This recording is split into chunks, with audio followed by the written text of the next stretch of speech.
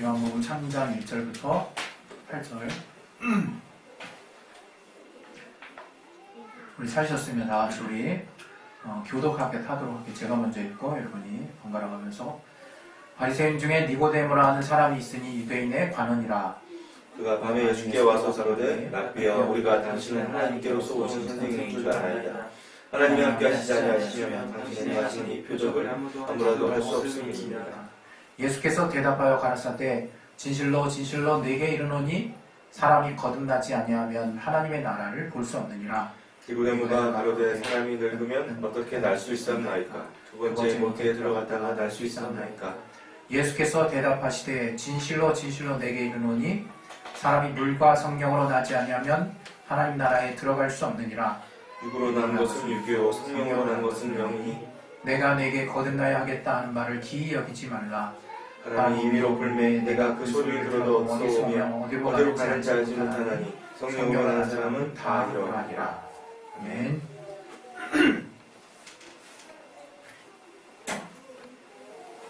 이 시간 우리 성령 충만하게 해달라고, 내가 하나님의 말씀을 들을 수 있는 들을 귀와 들을 수 있는 마음의 심령을 주님께서 허락해달라고, 마음밭을 열어달라고 이 시간에 예수의 한 번을 기도하겠습니다. 예수요! 하나님 아버지, 우리의 심령을 붙들어 주시옵소서. 하나님의 말씀을 들을 수 있도록 우리를 붙들어 주시옵소서. 성령을 붙들어 주시옵소서. 역사하시고 인도하여 주시옵소서. 깨닫게 하시고 인도하여 주시옵소서.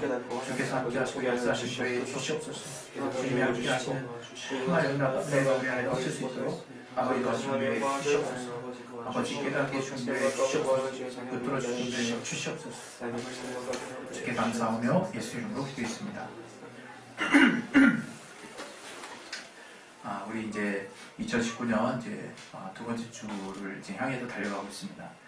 지난주에 우리가 이번 한 달 1월 달을 성경 이제 묵상의 달로 정해가지고 말씀을 또 같이 한번 홍독을 했는데 요한계시록만 남기고 이제 다 읽었습니다. 물론 이제 갈라디아서부터 시작했지만, 근데 갈라디아서부터 요한계시록 전까지는 사실 바울의 서신서가 많아서 바울이 어떻게 실질적인 삶 가운데 성령의 인도함을 받고 또 어떤 마음으로 자기의 제자들과 또 예수를 믿지 않는 자들을 향해서 어떠한 심정으로 또 이렇게 성령께 붙들려서 사역을 했는지를 이제 서신서를 통해서 이렇게 엿볼 수 있지 않겠습니까? 그래서 그런 것들을 보면서 우리가 실제로 살면서 저렇게 주님을 따르는 본을 통해서 이렇게 가르치는 이런 올바른 하나님의 뜻 안에서 이렇게 올바르게 가르칠 수 있을까, 이런 생각이 들더라고요. 그래서 저와 여러분도 무시로 계속해서 하나님의 말씀 안에 창념하고 성령께 붙들림으로 하나님이 우리에게 원하시는 것들을 우리의 어린 친구들에게 잘 또 우리가 씹어서 줄 수 있는 것이 대단히 중요하겠구나, 이런 생각이 또 들었습니다. 하나님은 우리에게 자기 자신을 다 내어주신 분이십니다. 그 사건, 바로 예수 보혈의 공로, 그 사건을 우리는 매주 반복해서, 제가 아마 설교할 때마다 거의 이제 이 복음의 핵심을 얘기하는 날이 아마 별로 없을 거예요. 그만큼 이 말은 우리가 듣고 들어도 지치지 않는 말씀이 되어야 합니다. 그것은 우리의 이성으로 받아들이면 지칠 수밖에 없어요. 여러분 아마 새로운 상품도 얼마 이제 쓰지 않으면 금방 질리는 나 자신의 모습을 통해 정말 이렇게 새 것을 향한 내 욕구는 끊임이 없구나도 여러분이 느낄 수 있겠지만, 번갈아 더불어서 우리는 금방금방 변하고 지치고 어떤 새로운 것에 대한 그 갈망이 굉장히 크다는 걸 알 수 있어요. 그러나 그렇다고 해서 우리가 하나님의 복음을 뭔가 계속 새로운 것으로 업데이트해서 우리 마음이 새로워지느냐, 절대로 그렇지 않습니다. 하나님의 말씀은 2000년 전에 예수께서 우리에게 자신을 내어주심으로 우리에게 보여주신 그 복음의 사건, 그 보혈의 사건 이후로 성령을 통해서 우리에게 전해지는 그런 어떤 전제로 계속해서 날마다 새롭게 해주시는 그 은혜의 말씀이 바로 복음이라고 하는 것입니다. 그래서 저와 여러분이 복음을 대할 때 그 자세를 정말 잘못 가지게 된다면 이게 죽은 말씀이 될 수 있어요.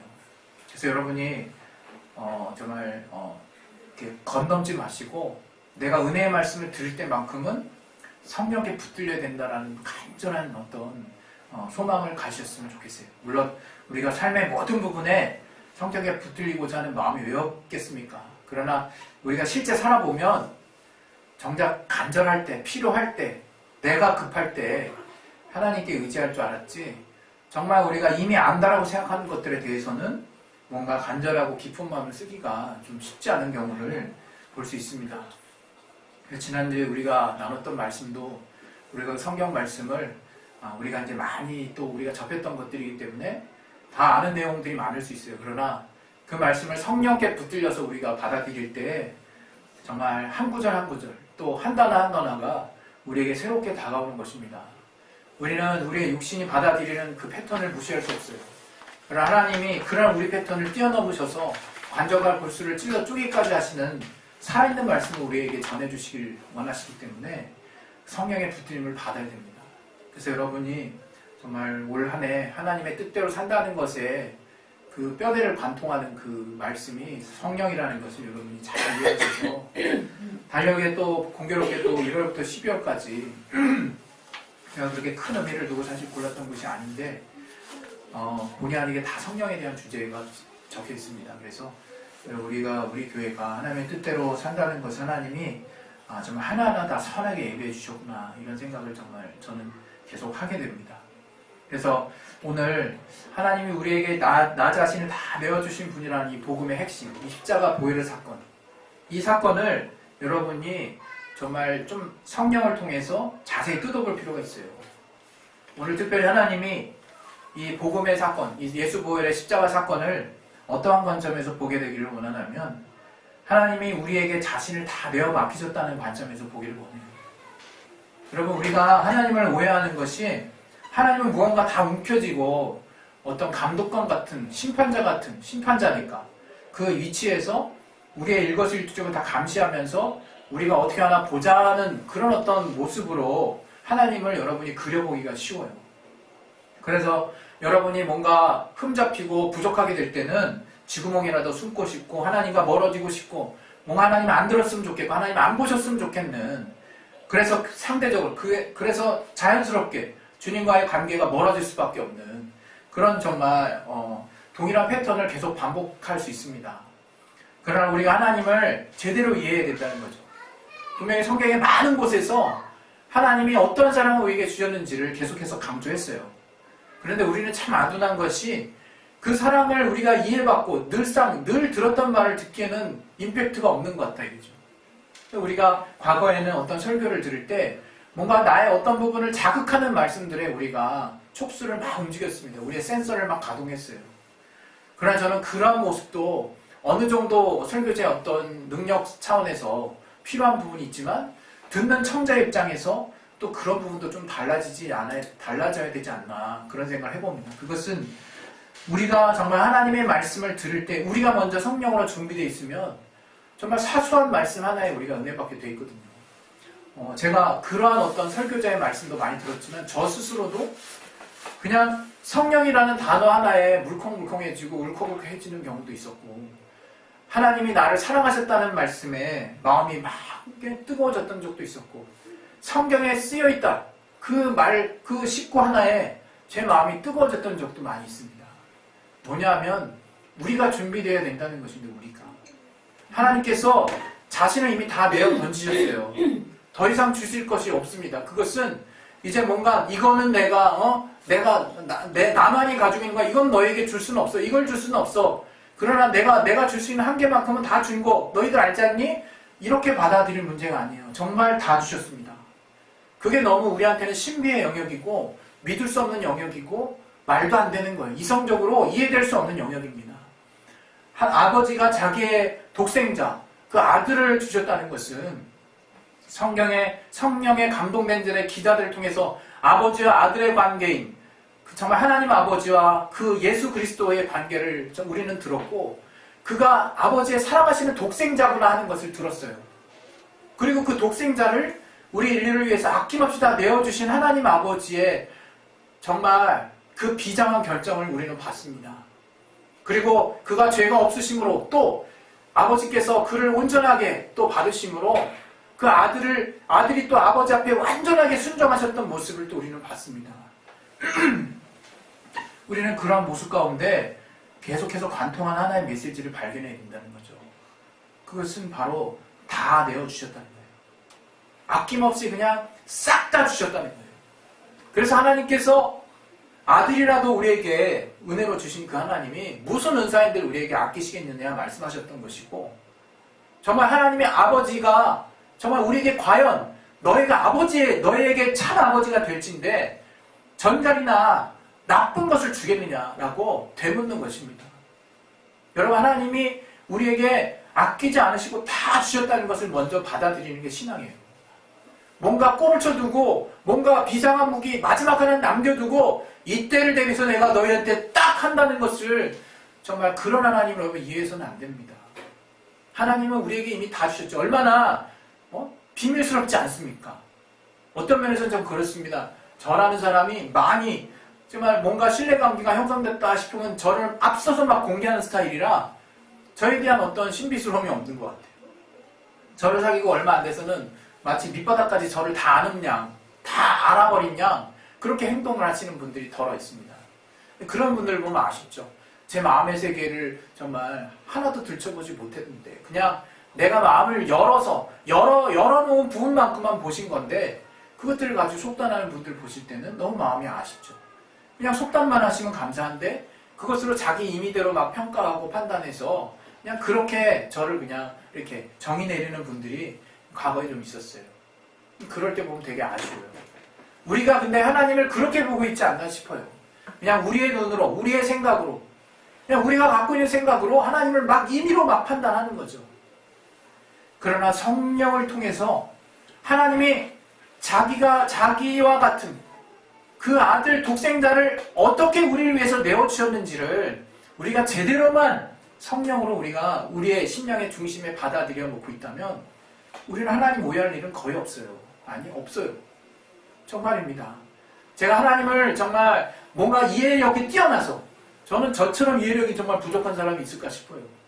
제가 지지난주에 이제 우리 첫째 아들이 이제 특성화고를 가가지고 거기서 무슨 코딩 같은 교육을 미리 이제 배우는 코스가 있더라고요. 그래서 걱정을 좀 많이 했죠. 왜냐하면 이 프로그래밍을 처음 해보는 거라.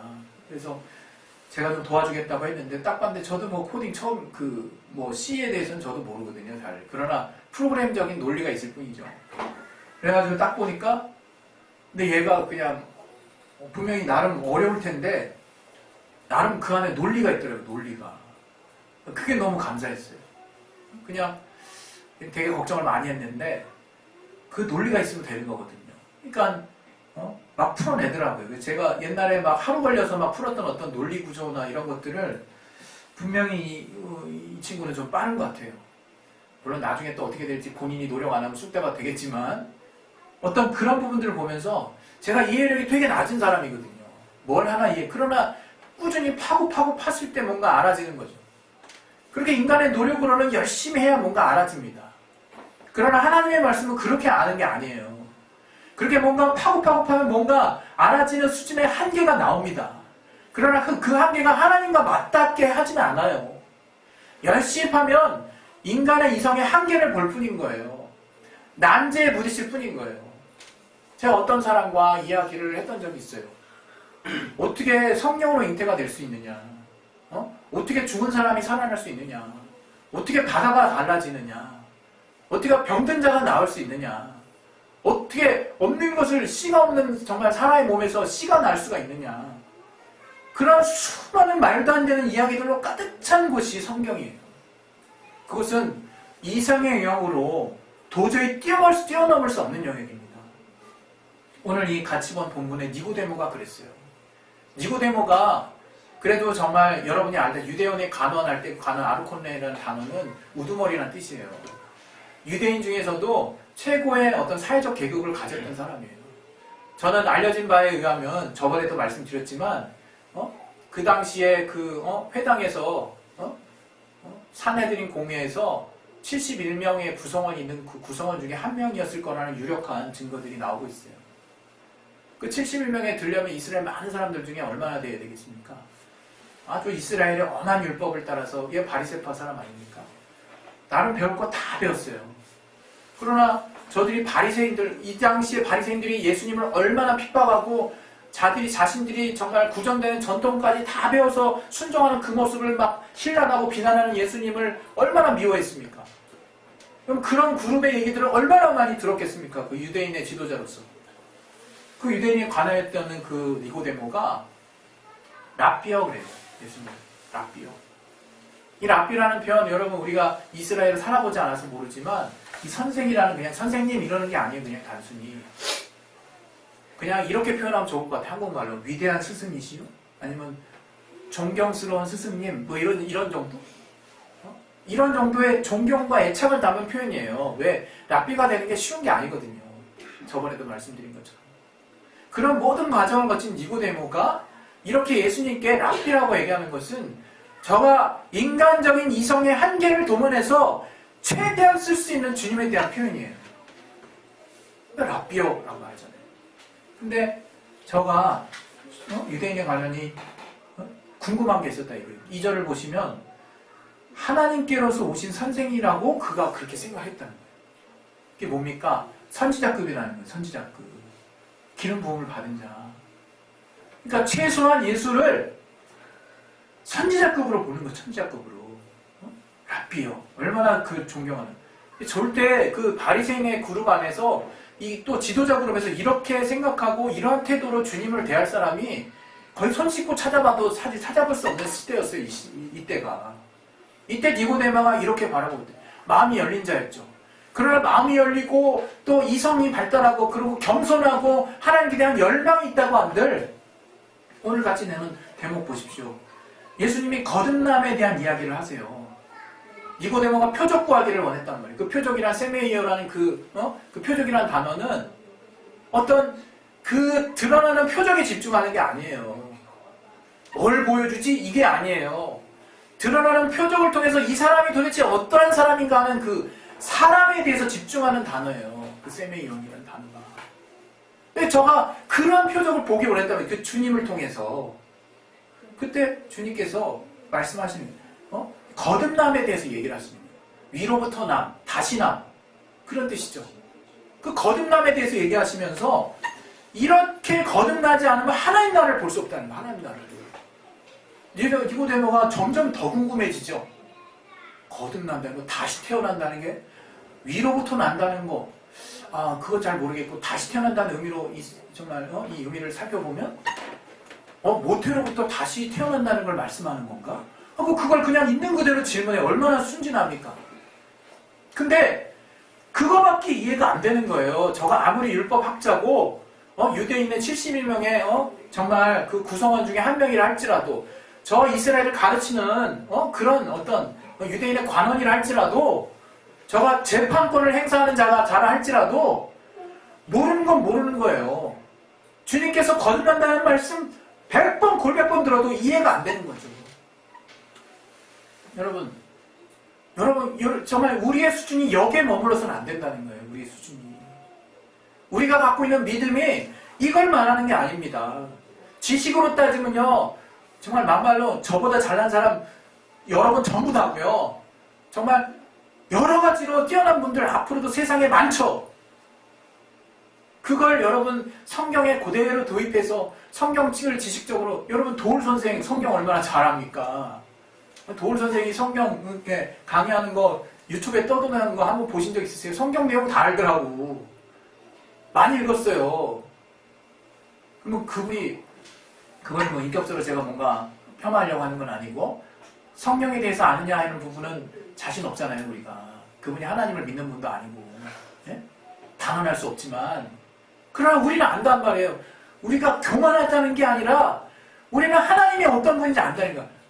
예수님이 하나님이라는 거 우리가 안다는 말이에요. 예수님은 하나님이세요. 성경이 하나님이세요. 그리고 이 성경에 나타난 말씀 하나님의 말씀이에요. 이런 말도 안 되는 말을 누가 믿고 있습니까 지금? 우리가 믿고 있어요. 도대체 어떻게 믿고 받아들이고 있습니까? 바로 이 니고데모와 같이 육신의 한계를 통해서 정말 뭔가 알려고 하는 총체적인 정말 의지를 다 써도 알 수 없는 게 하나님의 말씀입니다. 하나님의 뜻이에요, 여러분. 하나님 뜻대로 산다는 거. 그래서 예수님께서 뭐라 했습니까? 진실로 두 번 얘기했어요. 두 번. 예? 물과 성령으로 나지 아니하면 들어갈 수 없다. 우리 천국 가려고 하는 거 아닙니까? 아주 그냥 딱 대놓고 이것저것 그냥 군더더기 다 빼고. 근데 하나님 나라 들어갈 자격이 뭐냐? 물과 성령이라는 거예요. 물과 성령. 성령은 보나 이의 여지가 없죠. 성령으로 거듭난다는 게 뭔지 알 거예요. 바로 성령으로 우리가 변화돼야 돼요. 성령의 도우심으로 새 사람이 돼야 돼. 그럼 물이 뭡니까? 물에 대해서는 몇 가지 얘기했는데 크게 범주가 넓혀지진 않아요. 말씀이라는 사람도 있고 또 침례라는 사람이 있어요. 그러나 성경을 전체를 흐르는 어떤 그 흐름을 보게 되면 말씀으로 해서 비유한 부분은 많지 않습니다. 어쩌면 더 많은 부분에 있어서 물이라고 그것이 어떤 물로 침례받는 것과 또 뒤에 있는 성령으로 거듭난다 할 때 성령을 할 때 성령으로 받는다는 말씀을 하셨거든요. 주님께서. 제자들이 물 침례받기 몰라. 근데 성령으로 침례받는 날이 올 거라는 말씀을 하세요. 예수께서. 그때도 이해 못했어요. 저는 이것과 연상이 됩니다. 그쪽에 더 저는 무게를 싣고 싶어요. 바로 우리가 물 침례를 통해서 주님을 향한 믿음, 우리의 회개, 주님께 돌이키는, 우리가 주님께 우리의 고개를 드는 우리의 의지, 우리의 작정이 필요합니다. 그러나 성령으로 아니고서는 하나님 볼 수 없다는 거예요. 하나님 나라 갈 수 없다는 거예요. 어떻게 보면 우리는 주님께 향한 의지는 잘 쓰고 있는 사람이 있을지도 몰라요. 그러나 성령께 나를 맡기는 삶은 너무나 문외한인지 모르겠어요. 너무나 여전히 새로운 미개척지 같은 그런 영역이 있을지 모르겠어요. 여러분, 우리는 이제 주님께 정말 돌이키고자 한다면, 이제 침례받고 주님께 이제 들어갔다면 이제 성령으로 사는 삶을 살아야 돼요. 성령께 붙들려야 된다 이거예요. 그때 주님께서 또 말씀하십니다. 이제 딱 구분해 주시죠. 니고데모에게. 육으로 난 것은 육이요, 성령으로 난 것은 영이다. 여기서 이제 결정 나는 거예요. 우리가 그나라 우리의 영혼이 주님을 만나러 갑니다. 이제 성령으로 말미암아 정말 나와야만 정말 영적인 거라는 거예요. 그것이 주님의 관심을 끄는 거라는 거예요. 이전에 그냥 우리가 육신의 삶과 영적인 삶이 따로 있어서 마치 구분해서 뚝뚝뚝뚝 지어지는 그런 개념과 논리가 아니라, 우리가 우리의 육신, 육으로 낳은 것이 있는데 이것을 어떻게 성령의 감동을 통해서, 성령의 생각을 통해서 우리의 영이 주님께 붙들 것이냐, 그게 너무나 중요한 사실이라는 거예요. 그래서 여기 7절 말을 주님께서 또 하십니다. 내가 네게 거듭나야 하겠다는 말을 이제는 더 이상 이상하게 여기지 말라는 거예요. 다시 태어나야 된다는 거예요. 누구나. 여러분, 우리의 이성으로 다시 태어난다는 건 절대로 이해할 수 없습니다. 우리가 이해할 수 있는 최소는 이제 지금 과학이 발전했으니까 정말 뭔가 복제인가? 이런 이상한 생각도 할 수 있는 사람이 있으려나 모르겠네. 다시 태어난다는 게 뭐지? 여러 가지 생각을 할 수 있지만 절대로 하나님이 우리에게 주신 그 뜻 안에서 발견할 수는 없는 것입니다. 그래서 성령으로 거듭나야겠다는 말에 대해서 이상하게 여기지 않는 삶을 살으라는 거예요. 이제 영에 붙들려서, 성령에 붙들려서 영적인 삶을 삶으로 거듭난다는 삶이, 거듭난다는 게 무엇인지가 이상한 삶, 이상하게 느껴지지 않도록 그렇게 살으라는 거예요, 이제. 그래서 주님이 바람을 의미로 예를 들지 않았습니까?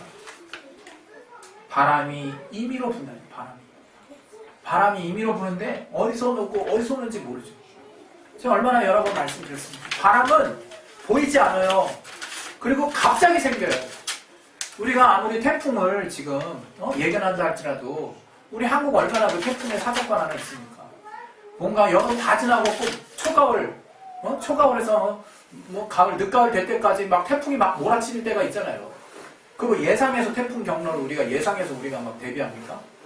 아니죠. 갑자기 그냥 열대성 저기압이 갑자기 태풍이 되잖아요.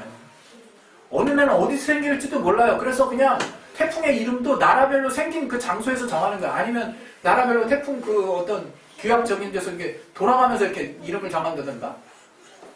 아마 그렇게 정할 거예요. 그러니까 너무나 무작위적이고 무시로 생기는 거죠. 전혀 예상할 수 없어요. 대비하는 예보가 있어도 피해를 최소화할 뿐 피해를 넘어갈 수는 없는 거예요. 피해를 뛰어넘을 수는 없는 거예요. 그게 지금의 뛰어난 과학문명 앞에 있는 태풍의 현 주소입니다. 단지 이게 자연이요 무섭구나 이게 아닙니다. 왜 태풍을 성령에 부여했을까? 왜 바람을 성령에 부여했을까? 여기서 이 바람이 의미로 볼 때 이 바람은 과거 히브리어 루하우 썼던 이 푸뉴마, 헬라어 푸뉴마 썼어요. 그냥 영이라고 해석해도 돼. 근데 여기 보면 어디서 불면 어디서 오는지 알지 못한다는 것들을 통해서 문맥적으로 바람이 더 정확합니다. 성경의 바람으로 비유가 되죠. 그 바람의 비유처럼 바로 이 성령이 성령으로 난 사람이 이렇다는 거예요. 그것은 뭐냐면 순풍의 돛담배라는 얘기 들어봤을 때 순풍의 돛담배. 아주 정말 바람의 돛이 바람의 영향을 받아서 배가 정말 이렇게 자기가 원하는 방향대로 잘 가는 거죠. 옛날에 정말 모터가 없고 이렇게 동력이 없었을 때는 주요 동력원이 뭡니까? 바람이었죠. 그걸 돛을 이용해가지고 바람을 이용하는 거죠. 그래서 순풍을 받으면 배가 잘 나간다 이거예요. 그래 여러분 알아야 돼. 우리가 쓰는 흔히 용어에도 역풍이라는 게 있죠. 역풍이 뭡니까? 순풍의 반대죠. 다른 말로 내가 가려고 하는 방향에 맞바람이 부는 거예요, 여러분. 바람을 막 얼굴로 맞는 거예요. 여러분, 막 비바람을 이렇게 내릴 때, 비가 막 45도로 내릴 때 있잖아요, 바람하고. 그때 우산을 딱 바람에 비 안 맞으려고 우산을 딱 비 오는 각도로 우리가 딱 꺾잖아요. 그때 그 태풍이 워낙 심해지면 어떻습니까? 우산 다 꺾어지는 거죠, 뱃살 약한 거. 확 뒤집어지거나. 왜요? 저는 이 바람에 우리가 성령으로 난 사람의 가장 중요한 점이 순풍 난 사람처럼 살아야 된다는 거예요. 바람이 흐르는 방향대로 살아야 된다는 거예요, 여러분. 여러분, 바람을 거스를 수 없어요. 우리가 바람에 온전하게 나를 맡길 수 있어야 돼요. 하나님 우리에게 온전히 다 내어 맡겨주셨다 그랬죠. 그 성령이 아니고서 이해 못한다 그랬죠. 우리도 마찬가지입니다. 우리가 우리 자신을 신앙생활이라는 게 뭐냐? 하나하나 성령께 맡기는 삶이에요. 내 이성을 내려놓고 성경에서 그렇다라고 말씀하시면 내가 성령의 감동을 통해서 하나님이 주시는 생각을 통해서 굴복시키기 시작하는 거예요. 거기에 내 의지가 분명 필요하겠죠. 그러나 약할 수 있어요. 그때 하나님 도와주신다 이거예요. 그때 뻗팅기지 말고 역풍 맞지 말고 맞바람 쓰지 말고 그냥 등에 바람 받아서 쑥쑥쑥 걸어가 보자 이거예요.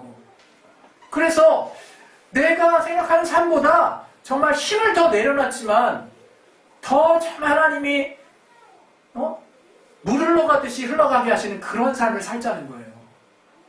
여러분 그런 삶이 있습니다. 이성으로 정리하면요 막 복잡한 삶이 되지만 내가 성령께 붙들림 받아서 하나님이 원하시는 뜻 안에 들어가는 삶을 사는 사람은 순풍의 돛담배 같은 삶을 사는 거예요. 저는 여러분 모두가 그런 삶을 살기 원해요. 그러기 위해서는 여러분이 이제 내가 꽉 뭉켜지고 있는 내 생각의 세계에서 조금씩 하나님께 하나님의 생각과 하나님의 말씀에 나를 양보하는 삶을 살아야 돼요. 나를 조금씩 하나님의 생각으로 붙들게 하는 결정으로 사셔야 돼요.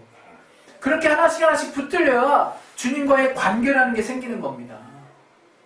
주님과의 사귐이라는 게 그때서야 생기는 거예요. 그냥 우리가 그냥 믿음대로 그냥 의지등 하나님 그냥 온전히 순종만 하고 이랬을 때 내가 왜 이렇게 순종하지? 이래 될 수 있는 거예요. 그러나 내 마음으로 나를 정말로 내 마음의 중심부터 하나님께 조금씩 양보하는 훈련을 받은 사람은 나 정말 어느 시점 가서는 6개월쯤 지나면 뭔가 순종하는 사람이 더 빠를 수 있죠.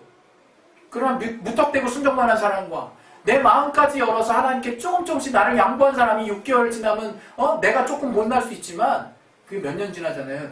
이 몇 년 지나면 이 사람은 따라올 수가 없어요. 아무 생각 없이 그냥 순종만 하는 사람은 절대 따라올 수 없습니다.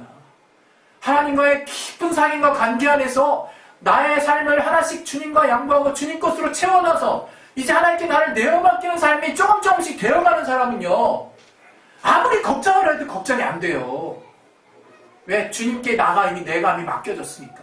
순풍의 돛담배가 됐으니까. 내가 주님의 성령의 도움으로 나를 이미 동력원을 삼아서 움직이는 사람이 됐기 때문에 이제 어렵지 않습니다, 여러분. 저는 저와 여러분이 그런 삶을 살 수 있었으면 좋겠어요. 여러분 삶에 분명히 어려운 거 없는 사람이 누가 있습니까? 그 문제 풀기인데 너무 이성적으로 뻔히 답 모르는 사람이 누가 있어요? 그러나 그 답을 알지만 하나님께 여러분 내가 과연 옳은 결정을 했나? 하나님 기뻐하실까를 놓고 기도하셔야 돼요. 성령의 움직임과 성령의 감동을 쫓아가셔야 돼요. 그러한 결정을 하시기 시작하셔야 돼. 결정하셨으면 나를 내려놓고 하나님께 결정 안에 나를 맡기는, 정말 그런 뛰어 맡기는, 주님이 우리에게 자신을 모두 맡기시고 신뢰하셨던 것처럼 우리도 그 성령께 나를 맡기는 그런 정말 신앙의 훈련이 시작돼야 됩니다. 그것을 통해서 성령께서 우리를 이제 움직이신 삶에 내가 더 이상 이상하지 않을 것이고 거듭난다는 게 이제 기이한 말로 들려지지 않을 것입니다. 저와 여러분 모두가 성령께 붙들려서 정말 성령께 정말 모르는 것 같이 흘러가서 하나님의 늘 도우심 안에 거할 뿐만 아니라 하나님의 생각이 나의 생각과 별반 다르지 않아서 내가 아무리 환경이 어려울지라도 주님이 원하시는 선택을 알므로 하나님의 후원을 얻을 수 있는 귀한 삶에 하나님의 역사가 있기를 예수 이름으로 축원드립니다. 이 시간 우리 기도하겠습니다. 기도하실 때 정말 하나님께서 여러분 정말 귀하게 여기세요. 정말 니고데모 그 당대 최고의 관원이었던 정말 그 유대인 그 율법 학자였던 그 니고데모가 겸손한 마음을 가지고 주님을 알고자 급한 마음으로 한밤중에 주님을 찾아왔지만 결국 주님이 하시는 말씀을 알아들을 수 없었어요. 그러나 성령이면 됩니다. 성령이면 우리가 하나님을 만날 수 있어요. 하나님과 깊은 사귐을 가질 수 있어요. 하나님의 인도하심을 받을 수 있습니다. 성령으로 사셔야 하나님의 뜻대로 한다는 것이 무엇인지 알아질 것입니다. 이 시간에 예수 영원하시고 성령께 나를 내어맡기는 삶을 살 수 있게 도와달라고 우리 시간에 기도하겠습니다. 예수요! 하나님 아버지